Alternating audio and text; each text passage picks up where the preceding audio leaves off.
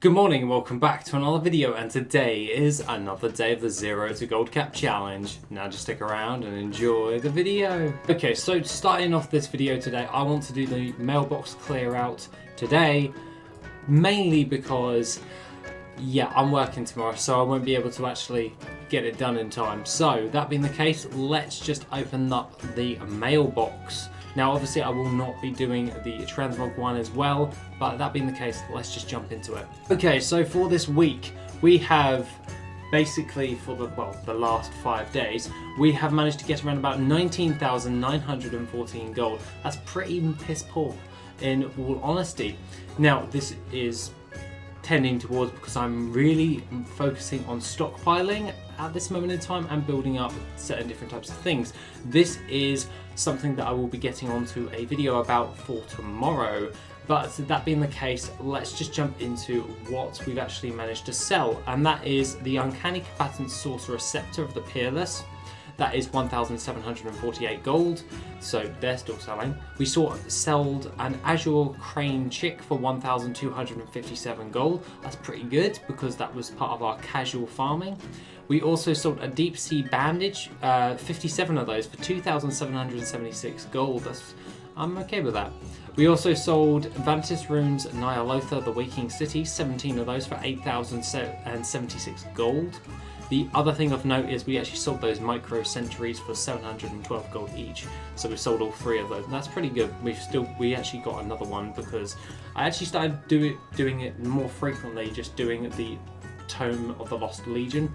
It's just so easy to do, like on a daily basis for just casual gold making if I don't have a lot of time to actually do a farm overall. Also sold a Highborn Compendium of Swirling Tides for 1,712 gold, equaling up to all of our other little different bits that we've actually sold as well, 19,914 gold.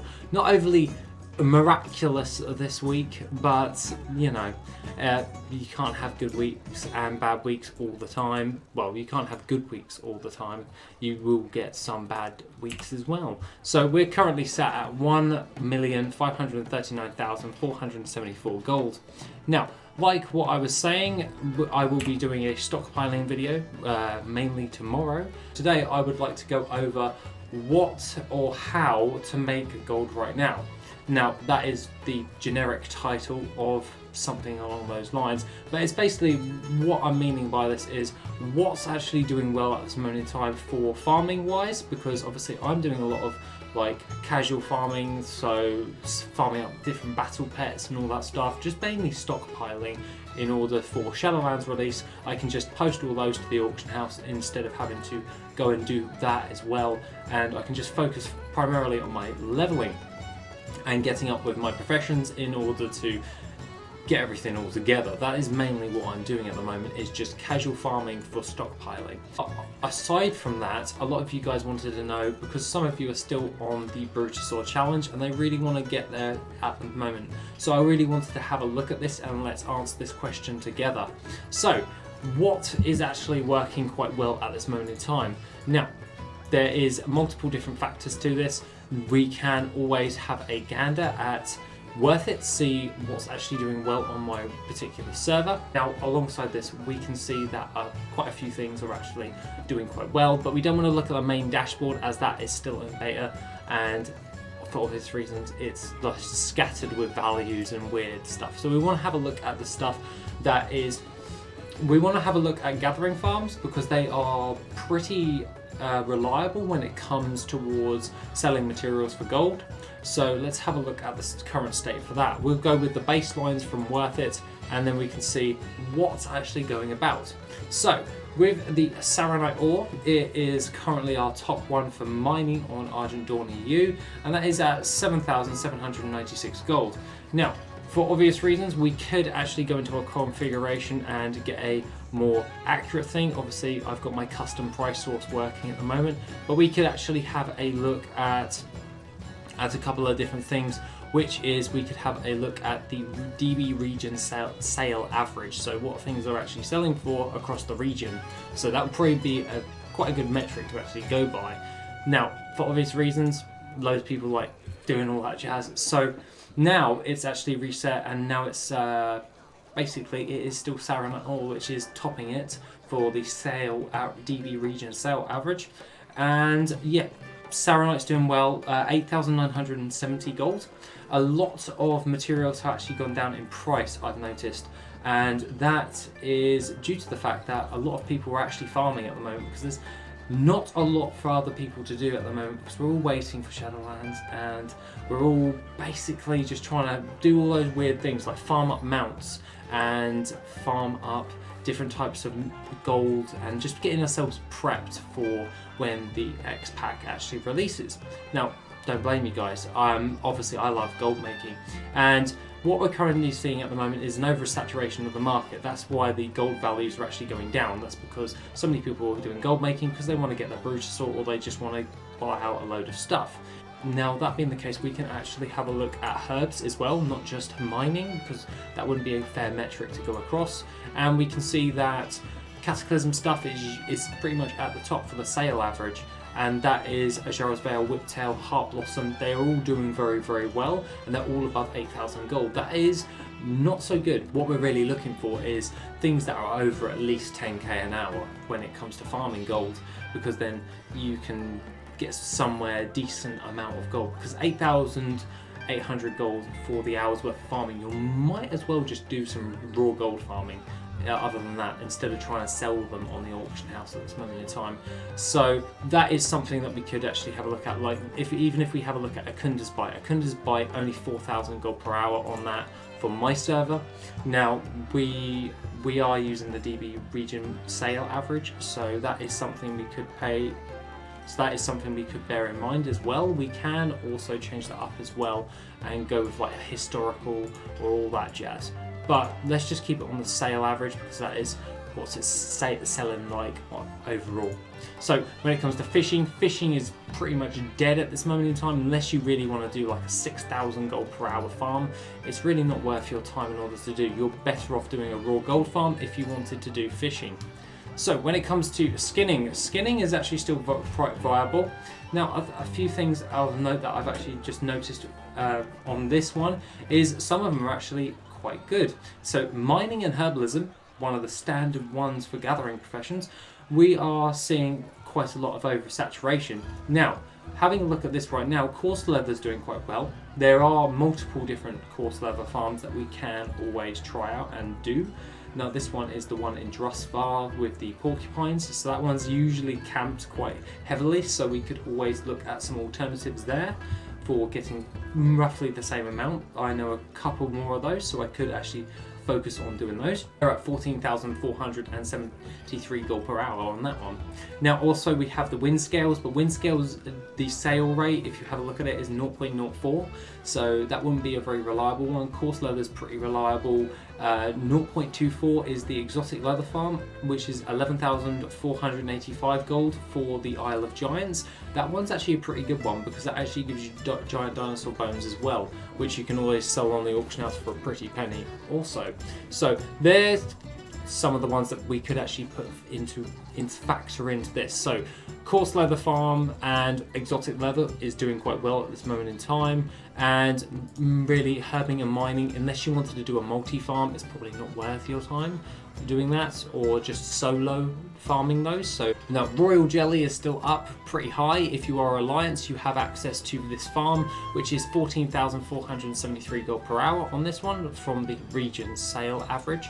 And what we're having a look at here is a very hefty amount for royal jelly. Now, I could actually, well, to be honest, if I put 10 hours into this farming at royal jelly, what is actually predicting is I'd make around about 144,000 gold from that. That's a hefty chunk, but for 10 hours work, depends if you really want to put that time into that. So theoretically, if you did roughly, we'll just ballpark it and say 13 hours. If you did 13 hours of the royal jelly farm, you'll probably be able to pay for your token for the month. So you can pay for your subscription. Now, if you're looking for the Brutosaur, you would have to put so many hours into this, and at a sell rate of 0.13, it really does depend on the amount of people that are actually farming this up. So that is something we could actually bear in mind right there. Now, Another thing that we could actually have a look at in this is mounts. We can have a look at mount farming. Now mounts actually go for a hefty amount of gold, but they're very unreliable when it comes to for them dropping. So we're actually going to discredit this, because who really wants to give up the chance of actually getting hold of it? Like the Golden Mane Reigns is at 87,000 gold for that. A lot of people are farming these types of mounts, so there'll be hefty competition on that, and the sell rates on them have actually dropped to 0.11. They used to be like a sell rate of 1, and yeah, it's not so good, so to speak. So we could have a look at toys. Toys, probably not. The sell rate on them is pretty low, and the only ones that are really worth a damn really is the Dwarven Dice, the big red ray gun, which you can actually camp, and also the loaded gnomish dice. So what you could do for this one is, it is at a sell rate of 0.03, but if you wanted to stockpile these 12,000 gold for one of those items, you could always camp an alt there in order to actually farm up a load of this gold, and overall that will actually net you in a decent amount. Now we could also have a look at raw gold. Now raw gold doesn't really change in that price, and what we're looking at is you could probably have a look at Blackrock Foundry, 7,000 gold for doing it on all difficulties. That's pretty damn good for that. That's like better than some of the actual just standard that's better than like doing a mining farm or a herbalism farm, well, the majority of them. So what you could do is you could focus on raw gold farming. I know that Freehold and Skyreach are still pretty damn good for raw gold, especially Skyreach, which is 3,935 on average raw gold from that, and it's a dungeon, so you can do this every hour, so to speak. So if you did 10 hours, you have 39,000 gold. That's raw gold, so you don't have to sell anything on the auction house. Now, also, you could also pick up some some nice transmog as well, which you could also sell on the auction house. The ones of note for when it comes to raw gold wise, I'd probably say Blackrock Foundry. It doesn't take that long. Hellfire Citadel, I'm discounting because Hellfire Citadel takes a long time to do. So that's something that you may want to bear in mind right there. And so it will be Blackrock Foundry, all difficulties, Freehold Dungeon, and Skyreach. So if you can't do the Freehold, go with Skyreach, as you're only losing 1,000 gold per hour on that run, so don't beat yourself up about that. So that's one thing you could bear in mind right there. Alongside that, we could always focus on battle pet selling and all of that. That is something we could do overall. Battle pets are pretty easy to farm up. They take a little while to sell, so we're not going to actually focus on that, because what the question was to farm gold pretty effectively and get as much gold as you possibly can from this. So what we'll do is we will now go into, we'll skip past flipping, we'll skip past transmog, because they will take a while in order to sell stuff. So what we're going to have a look at is my farms. Now my farms, I've got loads of my farms. So the ones that are of note, obviously Dala and Yamo farm, that is a duo farm, so we're going to discount that because that requires 2 people. A lot of you farm on your own, so what we can have a look at is finding 5-man groups through Group Finder. Now Volatile Water at this moment is predicting us a 21,000 gold per hour farm, so that is pretty damn high overall, and the Volatile Fire is around about 18,921. What I would recommend is do 3 hours of Volatile Water and 3 hours of Volatile Fire. That's 6 hours, and that would roughly equal in, yeah, around about 120,000 gold. So instead of 10 hours worth of farming, you can find a group and spend 6 and get roughly the same amount of gold for that. So that's kind of handy. So the other things of note is the Dredge Leather Farm in Nazjatar, which is roughly around about 16,015 gold. That's pretty damn good, and that is due to the Rubbery Flank overall. So Rubbery Flank goes for a hefty amount, good sell rate 0.39 overall for the actual entire farm. And Dredge Leather, you get quite a bit of it. It's dropped down to like 2 gold per piece, but it's really the Rubbery Flank which is making the gold on this. The Dredge Leather you could probably craft into the eye level 400 gear, and that would help you right there.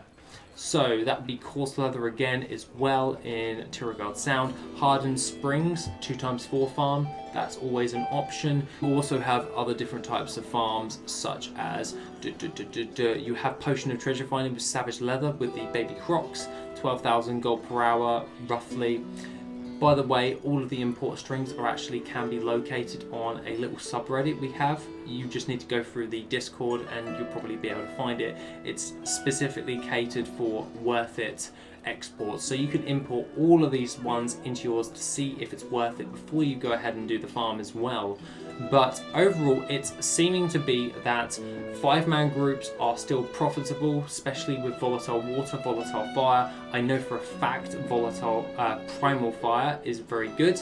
We've also deduced that raw gold, mainly specifically for Freehold, Skyreach, and also Blackrock Foundry, are well worth your time. A little side note for this is if you have your garrison at rank 2 or level 2, so to speak, you'll be able to do all of them in about an hour, all of those raids, and that is using the group finder, which is in your garrison per character per week. It's like 6,500 gold.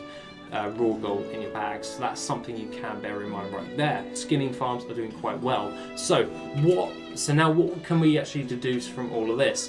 That some skinning farms, such as the Dredge Leather Farm in Nazjatar, the Coarse Leather Farm in Tiragard Sound, and also the Exotic Leather Farms are still viable. We have the 5-man Volatile Waters, Fires and Primals, they're doing quite well at the moment, and Raw Gold. So overall, we've managed to deduce that type of stuff is actually doing quite well, is mainly 5-man groups always perform much better than all of the others. So that's something we could bear in mind right there. So overall, we can see that, and that is probably the best way I would actually go about farming gold at this moment in time if you're trying to get your Brutosaur. As of that, I will be doing my stockpiling video. If you already have got your Brutosaur, or you don't have it and you don't really care about getting it, we'll be going over the stockpiling in tomorrow's video. Other than that, guys, have an awesome rest of the day, and I shall see you in the next video, which will be tomorrow.